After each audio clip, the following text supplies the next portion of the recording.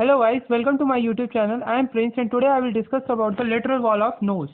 और lateral wall of nose में भी हम क्या डिस्कस करेंगे, कॉन्केव एंड मीटोसिस के बारे में। इस वीडियो को देखने से पहले इसका पार्ट फर्स्ट देख के आना, क्योंकि इसमें जो मैं बताऊंगा वो आपको बिल्कुल भी समझ में नहीं आएगा अगर आपने पार्ट फर्स्ट नहीं देखी है तो। Without wasting our time let's start the video.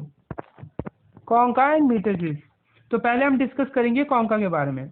Concha क्या होते थे, हमारे लेटरल वॉल में हमारे 3 बोनी प्रोजेक्शन होते थे जो कि हमारी कैसे डायरेक्टेड होते थे, डाउनवर्ड एंड मीडियली। उसको हम क्या बोलते थे, कॉन्का बोलते थे। What is nasal concha? Nasal concha is a curved bony projection directed downward medially. 3 concha are usually found. तो 3 कॉन्का हमारे होते थे, superior concha, middle concha and inferior concha. जिसमें से जो हमारा सुपीरियर कॉन्का था वो हमारा स्मॉलेस्ट कॉन्का होता है। जो सुपीरियर कॉन्का है वो हमारा स्मॉलेस्ट कॉन्का होता है और ये सिचुएटेड होता है just above the posterior part of the middle concha. तो सुपीरियर कॉन्का हमारा मिडल कॉन्का के ऊपर और उसके पोस्टीरियर पार्ट में प्रेजेंट होता था। और सुपीरियर कॉन्का के बारे में एक बात याद रखनी कि जो सुपीरियर कॉन्का है वो हमारा स्मॉलेस्ट कॉन्का होता है। तो superior concha is a smallest concha and situated just above the posterior part of the middle concha. इसके बाद हमारा मिडल कॉन्का है और इंफीरियर कॉन्का है। मैंने पार्ट फर्स्ट में डायग्राम में आपको दिखाया था, वहां से आप डायग्राम देख सकते हैं। सुपीरियर कॉन्का और मिडल कॉन्का की अगर मैं बात करता हूं तो सुपीरियर और मिडल कॉन्का हमारे किसके प्रोजेक्शन होते हैं, इथमॉइडल बोन के, इथमॉइडल लेब्रिंथ के। वहीं जो हमारा इंफीरियर कॉन्का है, इंफीरियर कॉन्का हमारा इंडिपेंडेंट बोन होता है। तो ये बात याद रखने वाली है कि जो सुपीरियर कॉन्का और मिडल कॉन्का है वो हमारे प्रोजेक्शंस होते हैं किसके, तो इथमॉइडल लेब्रिंथ के। वहीं जो इंफीरियर कॉन्का है वो हमारा क्या है, एक इंडिपेंडेंट बोन है। तो superior concha and middle concha are the projection of the medial surface of the ethmoidal labyrinth. वहीं इंफीरियर कॉन्का हमारा क्या है, इंडिपेंडेंट बोन। और ये जो सुपीरियर कॉन्का है इसके ही ऊपर हमारा एक ट्राइंगुलर फोसा प्रेजेंट होता है, उसे हम क्या बोलते हैं, स्फीनो इथमॉइडल रिसेस। तो स्फीनो इथमॉइडल रिसेस क्या है, is a triangular fossa just above the superior concha is called sphenoethmoidal recess। तो इसको हम क्या बोलते हैं, sphenoethmoidal recess हमारा क्या है, एक ट्राइंगुलर फोसा है जो कि हमारा सुपीरियर कॉन्का के जस्ट अबव प्रेजेंट होता है। अब हमने कॉन्का की बात कर ली है, अब आते हैं हम मीटोसिस के बारे में। तो मीटोसिस क्या थे, मैंने पार्ट फर्स्ट में बताया था, ये एक तरीके के पैसेज होते हैं या फिर हम कह सकते हैं कि स्पेस होता है। तो ये भी हमारे 3 होते हैं, superior meatus, middle meatus and हमारा क्या होता है, इंफीरियर मीटस होता है। तो जो सुपीरियर मीटस है वो होता है हमारा सुपीरियर कॉन्का के नीचे जो स्पेस है उसे हम क्या बोलते हैं, सुपीरियर मीटस। मिडल मीटस के नीचे जो स्पेस है उसे हम क्या बोलते हैं, मिडल मीटस। और इंफीरियर कॉन्का के नीचे जो स्पेस है उसे हम क्या बोलते हैं, इंफीरियर मीटस। अगर मैं सुपीरियर मीटस की बात करता हूं तो सुपीरियर मीटस हमारा वही lies below the superior concha and this is the shortest and shallowest of the 3 meters। तो इसमें याद रखना जो सुपीरियर मीटस है वो हमारा शॉर्टेस्ट होता है और शैलोएस्ट होता है इन तीनों मीटसिस में। तो superior meatus lies below the superior concha and the is the shortest and this is the shortest and shallowest of the 3 meatuses. अब हम बात करते हैं मिडल मीटस की, जो कि हमारा किसके नीचे होगा, मिडल कॉन्का के नीचे होगा, lies underneath the middle concha. और इसके 3 लैंडमार्क होते हैं वो और इसके कुछ 3 नहीं, बेसिकली इसके कुछ 4 हमारे कुछ लैंडमार्क्स हैं, उसके बारे में डिस्कस कर लेते हैं। वो हमारे लैंडमार्क्स कौन कौन से हैं, bulla ethmoidalis, uncinate process, ethmoidal infundibulum and hiatus semilunaris. अब ये होता क्या है, तो बेसिकली जो बुला इथमोइडालिस है, इस डायग्राम से समझो, ये वाला जो डायग्राम, इस वाले डायग्राम से हम समझेंगे ये लैंडमार्क्स हमारे हैं क्या। तो ये जो एक राउंड एलिवेशन देखने को मिल रहा है, इस डायग्राम में आपको देखने को मिल रहा होगा, ये जो राउंड एलिवेशन है इसको हम क्या बोलते हैं, बुला इथमोइडालिस। और इसको जो कवर करती है एक सिकल शेप्ड बोन जो इस बुल्ला इथमोइडालिस को कवर कर रही है उसको हम क्या बोलते हैं, अनसीनेट प्रोसेस। और इस अनसिनेट प्रोसेस और इस बुल्ला इथमोइडालिस के बीच में जो ये स्पेस है, इसको हम क्या बोलते हैं? Ethmoidal infundibulum. और इस इथमोइडल इनफंडिबुलम में जो एक एंट्री डोर का काम कर रही है, उसे हम क्या बोलते हैं? हाइटस सेमीलुनैरिस। तो कहानी क्या है कि ये जो राउंड एलिवेशन है, इसको हमने क्या बोला? मिडल मीटर्स की बात करें, उसमें कुछ लैंडमार्क्स है। कौन कौन से? बुल्ला इथमोइडालिस है, अनसिनेट प्रोसेस है, इथमोइडल इनफंडिबुलम है और हाइटस सेमीलुनैरिस है। अब जो राउंड एलिवेशन है उसको हमने बोला बुल्ला इथमोइडालिस। उसको जो एक सिक्कल शेप्ड बोन जो उस बुल्ला इथमोइडालिस को कवर कर रही है, उसको मैंने बोला अनसिनेट प्रोसेस। और अनसिनेट प्रोसेस और बुल्ला इथमोइडालिस के बीच में जो स्पेस है, उसको मैंने क्या बोला? Ethmoidal infundibulum. और इस इथमोइडल इनफंडिबुलम में जो एक तरीके से एक एंट्री डोर का काम कर रही है, उसको मैंने क्या बोला? हाइटस सेमीलुनैरिस। ठीक है, तो एक बार इसे रीड आउट कर लेते। तो बुल्ला इथमोइडालिस क्या है? राउंड एलिवेशन है। अनसिनेट प्रोसेस क्या है? Sickle shaped bone which cover the bulla ethmoidalis. And ethmoidal infundibulum क्या है? Space between the bulla ichthyoidalis and uncinate process. And hiatus semilunaris क्या है? It is the entry door of ichthyoidal infundibulum. अब आ जाओ हमारे inferior metres पे। Inferior metres क्या होगा? वही हमारा इंफीरियर कॉन्का के नीचे जो स्पेस है, उसे हमने क्या बोला?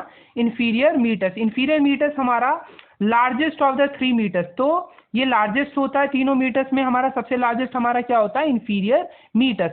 और अब जो हमने ये मीटर्सिस पढ़े, इनके अंदर क्या होते हैं? कई सारी डक्ट, साइनसिस वगैरह ड्रेन करती हैं। तो उन सबको देख लेते हैं कि structures draining into the nasal cavity. तो अब ये सारी स्ट्रक्चर्स देखते हैं, तो कौन कौन सी स्ट्रक्चर्स में ड्रेन करती है? तो हमारी नेजोलैक्राइमल duct, maxillary sinus, frontal sinus, anterior ethmoidal air cells, posterior ethmoidal air cells and sphenoid sinuses। अगर मैंने पार्ट फर्स्ट में भी बताया था, ये साइनस क्या होते हैं? एक तरीके से खाली स्पेस होते हैं जो कि बोन में प्रेजेंट होते हैं। मैक्सिलरी बोन के अंदर जो खाली स्पेस है, उसको मैंने बोला मैक्सिलरी साइनस। ऐसी फ्रंटल साइनस किस में प्रेजेंट होगा? फ्रंटल बोन में। और इथमोइडल बोन में हमारे छोटे छोटे एयर स्पेस प्रेजेंट होते हैं, इसीलिए हम इसे साइनस ना कह के हम एयर सेल्स बोल देते हैं। तो ये हमारे ये हमारे दो पार्ट में डिवाइडेड होते हैं, anterior ethmoidal air cells and posterior ethmoidal air cells. और स्फिनोइड बोन में जो साइनस होता है, उसको हम बोलते हैं स्फिनोइड साइनस। अब अगर मैं इस नेजोलैक्राइमल डक्ट की बात करूं, तो ये हमारा किस में ड्रेन करता है? तो इंफीरियर मीटर्स के अंदर। तो नेजोलैक्राइमल डक्ट हमारा कहाँ ड्रेन करेगा? इंफीरियर मीटर्स के अंदर। और इस नेजोलैक्राइमल डक्ट की ओपनिंग को जो गार्ड करता है, उसको हम क्या बोलते हैं? उसको हम बोलते हैं लैक्राइमल फोल्ड, या फिर इसका दूसरा नाम होता है हमारा हेजनर्स वॉल्व भी इसे हम बोलते हैं। वहीं maxillary sinus, frontal sinus, anterior ethmoidal air cells, इन तीनों की ओपनिंग हमारी कहाँ होती है? मिडल मीटर्स के अंदर। वहीं पोस्टीरियर इथमोइडल एयर सेल्स हमारा ड्रेन कहाँ करता है? सुपीरियर मीटर्स में। और स्फिनोइड साइनस हमारा कहाँ करता है? स्फिनो इथमोइडल रिसेस। स्फिनो इथमोइडल रिसेस क्या था? हमारा एक ट्रायंगुलर फोसा था, जो कि हमारा कहाँ प्रेजेंट था? सुपीरियर कॉन्का के ऊपर। तो स्फिनो इथमोइडल रिसेस में हमारा क्या ड्रेन करता है? Sphenoid sinus. तो स्फिनोइड साइनस हमारे जो है ड्रेन कर रहा है कहाँ पर? स्फिनो इथमोइडल रिसेस के अंदर। पोस्टीरियर इथमोइड एयर सेल्स हमारा सुपीरियर मीटर्स के अंदर। और anterior ethmoid air cells, frontal sinus and maxillary sinus, ये तीनों हमारे मिडल मीटर्स के अंदर। और नेजोलैक्राइमल डक्ट हमारा कर रहा है इंफीरियर मीटर्स में ड्रेन। अब हम इसकी पढ़ लेते हैं, हमारा जो लेटरल वॉल है उसकी आर्टरी सप्लाई। अब इसकी आर्टीरियल सप्लाई अगर हमें पढ़नी है, तो इसकी आर्टरियल सप्लाई पढ़ने से पहले हम क्या करते हैं? ये जो हमारी लेटरल वॉल है नोज की, उसको हम क्या करते हैं? 4 जो क्वाड्रेंट्स है उसमें डिवाइड कर लेते हैं। ठीक है, अब वो 4 क्वाड्रेंट्स हमारे कौन कौन से हैं? आगे और ऊपर एंटीरियो सुपीरियर क्वाड्रेंट, आगे और नीचे क्या होगा एंटीरो इंफीरियर क्वाड्रेंट, पीछे और ऊपर क्या होगा पोस्टीरो सुपीरियर क्वाड्रेंट, एंड पीछे और नीचे क्या होगा पोस्टीरो इंफीरियर क्वाड्रेंट।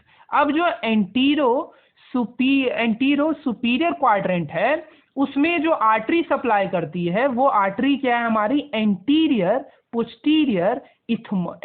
और posterior ethmoidal artery.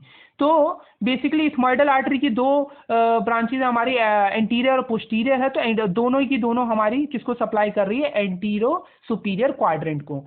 Antero inferior quadrant को सप्लाई करती है फेशियल आर्टरी और पोस्टीरो सुपीरियर क्वाड्रेंट को सप्लाई करती है स्फीनोपैलेटाइन आर्टरी और पोस्टीरो इंफीरियर क्वाड्रेंट को सप्लाई करती है ग्रेटर पैलेटाइन आर्टरी। तो एंटीरो सुपीरियर क्वाड्रेंट को सप्लाई कर रही है एंटीरियर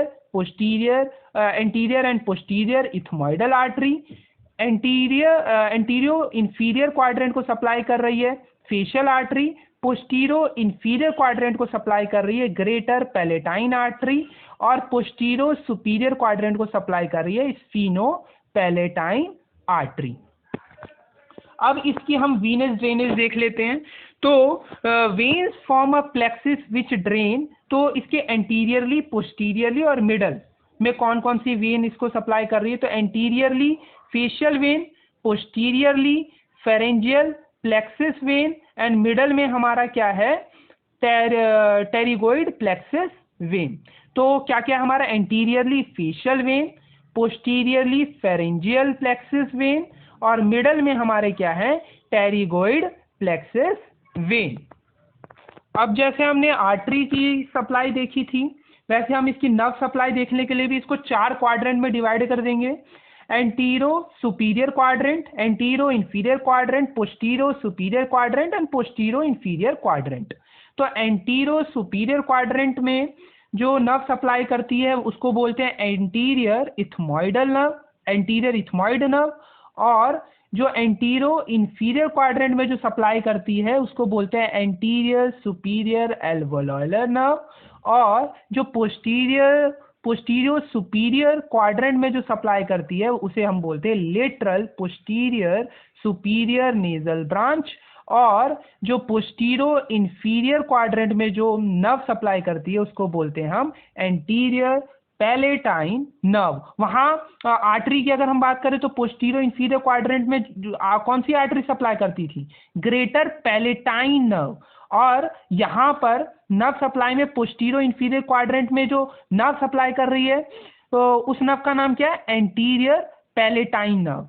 तो वहाँ ग्रेटर पैलेटाइन आर्टरी और नर्व कौन सी कर रही है इस पोस्टीरो इंफीरियर क्वाड्रेंट पे एंटीरियर पैलेटाइन नर्व। और आर्टीरियल सप्लाई में देखा था एंटीरियो सुपीरियर क्वाड्रेंट में जो आर्टरी सप्लाई कर रही थी वो कौन सी थी anterior and posterior ethmoidal artery थी, और यहाँ पर जो नर्व सप्लाई कर रही है एंटीरियो सुपीरियर क्वाड्रेंट में वो कौन सी नर्व है हमारी एंटीरियर इथमॉइड नर्व। अब हमने इसकी नर्व सप्लाई भी देखी, आर्टरी की भी सप्लाई देख ली, वीनस ड्रेनेज भी देख लिया। अब हम इसका देखते हैं क्लिनिकल एनाटॉमी। तो क्लिनिकल एनाटॉमी की अगर हम बात करें तो होता क्या है जो हमारा इंफीरियर नेजल कॉन्का होता है उसके ऊपर जो म्यूकोजा होता है, म्यूकोजा है उसकी अगर हाइपरट्रॉफी हो जाए, हाइपरट्रॉफी का मतलब क्या होता है कि साइज का इंक्रीज हो जाना, तो ये इसके साइज के इंक्रीज होने की वजह से हाइपरट्रॉफी अगर हो जाए म्यूकोजा की जो कि हमारा इंफीरियर कॉन्का पे है तो क्या होगा हमें उस कंडीशन को हम बोलते हैं वो जो कंडीशन क्रिएट करती है वो जो कंडीशन है उसे हम बोलते हैं एलर्जिक रहिनाइटिस। अब एलर्जिक रहिनाइटिस के क्या क्या कॉमन सिम्टम होते हैं, तो पहला कॉमन सिम्टम है इसका स्नीजिंग। अब साइज बड़ा हुआ इस वजह से क्या हो जाएगा नेजल ब्लॉकेज भी हो जाएगी, और तीसरा क्या है कि excessive watery discharge from the knows, तो नाक से मतलब वाटरी डिस्चार्ज होगा पानी जैसा जो है डिस्चार्ज होने लगता है इस एलर्जिक राइनाइटिस के अंदर। और ये एलर्जिक राइनाइटिस होता किस वजह से है? इसका मेन ज़्यादातर जो मोस्ट कॉमन रीज़न है वो रीज़न क्या है कि हाइपरट्रॉफी हो जाती है म्यूकोजा की over the inferior nasal concha. So hypertrophy of the mucosa over the inferior nasal concha, और हाइपरट्रॉफी क्या? इंक्रीज इन साइज, साइज का इंक्रीज होना, a common feature of allergic rhinitis which is characterized by the sneezing, nasal blockage and excessive watery discharge from the nose. So इसी के साथ हमारा ये topic भी कंप्लीट हुआ। मिलते हैं ऐसी एक नई वीडियो के साथ, तब तक खुश रहें, मस्त रहें, जय हिंद।